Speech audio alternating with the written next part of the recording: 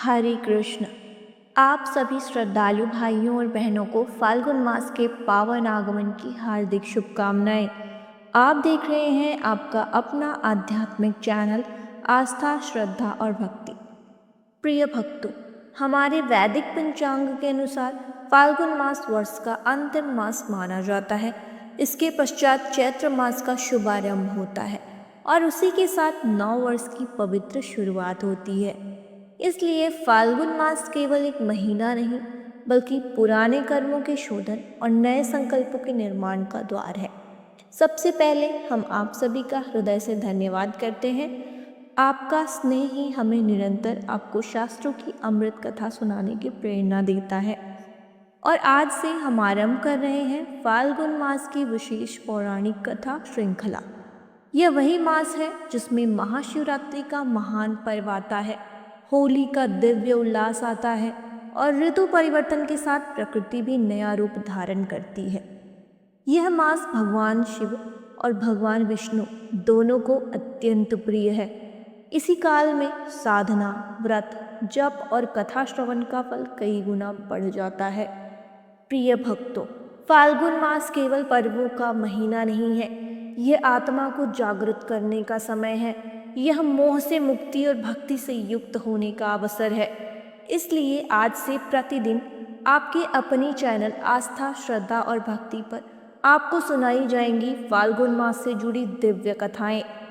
आपसे विनम्र निवेदन है, इन कथाओं का आरंभ से अंत तक ध्यान पूर्वक सुनिए, क्योंकि यह कोई कल्पना नहीं, यह हमारे वेद, पुराण और शास्त्रों में वर्णित सनातन सत्य है। तो आइए आज की प्रथम कथा आरंभ करते हैं। यस्याज्ञया जगत् सृष्टा विरंचिर्विष्णु पालकः संहर्ता कालरुद्राख्यः तस्मै पिनाकिने नमः। अर्थात जिनकी आज्ञा से ब्रह्मा सृष्टि करते हैं, विष्णु पालन करते हैं और कालरुद्र स्वरूप में संहार होता है, उन पिनाकधारी भगवान शिव को बारंबार नमन है। प्रिय भक्तों, सभी तीर्थों में श्रेष्ठ माना गया है नैमिषारण्य तीर्थ। प्राचीन काल में यहाँ शौनक आदि महान ऋषि दीर्घकालीन यज्ञ का अनुष्ठान कर रहे थे। एक दिन महर्षि व्यास के परम शिष्य लोमश ऋषि वहाँ पधारते हैं। जैसे ही ऋषियों ने उन्हें आते देखा, सब एक साथ खड़े हो गए। अर्घ्य, पाद्य और आदर सत्कार के साथ उनका स्वागत किया गया। तत्पश्चात सभी ऋषियों ने विनम्रता से प्रार्थना की, हे महर्षि, कृपा करके हमें भगवान शिव की दिव्य महिमा सुनाइए। लोमश ऋषि का वचन। लोमश ऋषि बोले, 18 पुराणों में भगवान शिव की महिमा का गान किया गया है, परंतु शिव तत्व इतना विशाल है कि उसका पूर्ण वर्णन स्वयं देवता भी नहीं कर सकते। जो केवल शिव इन 2 अक्षरों का सच्चे हृदय से स्मरण करता है, उसे स्वर्ग और मोक्ष दोनों की प्राप्ति होती है। महादेव सबसे उदार हैं, उन्होंने अपना सर्वस्व संसार को अर्पित कर दिया, इसलिए उन्हें सर्वेश्वर कहा गया है। उन्होंने संसार की रक्षा के लिए विष पिया, अधर्म का नाश किया, मृत्यु को भी भस्म किया। ऐसे महादेव की महिमा कौन माप सकता है? ऋषियों ने पूछा, हे महर्षि, शिव जी ने विष कैसे पिया? दक्ष यज्ञ का विनाश कैसे हुआ? कृपा करके हमें विस्तार से बताइए। दक्ष और शिव कथा का आरंभ। लोमश ऋषि बोले, प्राचीन काल में प्रजापति दक्ष ने अपनी पुत्री सती का विवाह भगवान शंकर से किया। एक बार दक्ष नैमिषारण्य पहुंचे।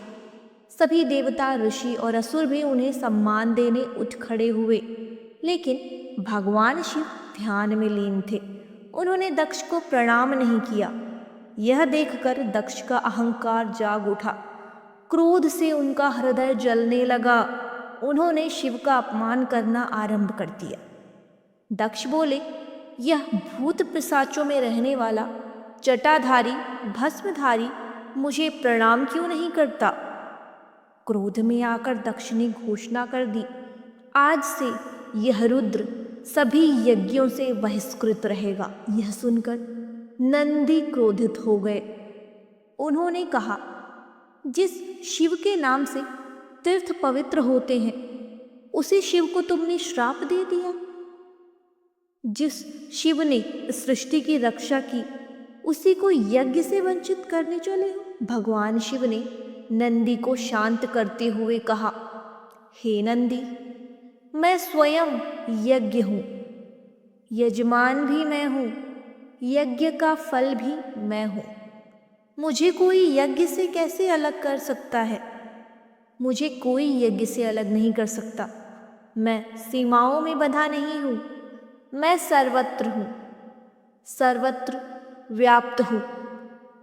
यह सुनकर नंदी शांत हो गए और शिव ध्यान में लीन हो गए। उधर दक्ष का अहंकार और बढ़ गया। उन्होंने शिव भक्तों की निंदा शुरू कर दी। और फिर दक्ष ने एक ऐसा कर्म किया जिसका परिणाम अत्यंत भयंकर हुआ। वह क्या था? सती माता ने क्या निर्णय लिया? वीरभद्र का प्रकट होना कैसे हुआ? और कैसे शिव ने पूरे यज्ञ को भस्म कर दिया? यह सब हम सुनेंगे फाल्गुन मास कथा श्रृंखला के अगले भाग में। प्रिय भक्तों, इस वीडियो को अधिक से अधिक शेयर कीजिए ताकि महाशिवरात्रि से पहले हर घर में शिव भक्ति का प्रकाश फैले। यदि आप पहली बार आस्था, श्रद्धा और भक्ति चैनल पर आए हैं तो अभी सब्सक्राइब करें, बेल आइकन ऑन रखें। भगवान शिव आप सभी पर अपनी विशेष कृपा बनाए रखें। इसी प्रार्थना के साथ हरे कृष्ण।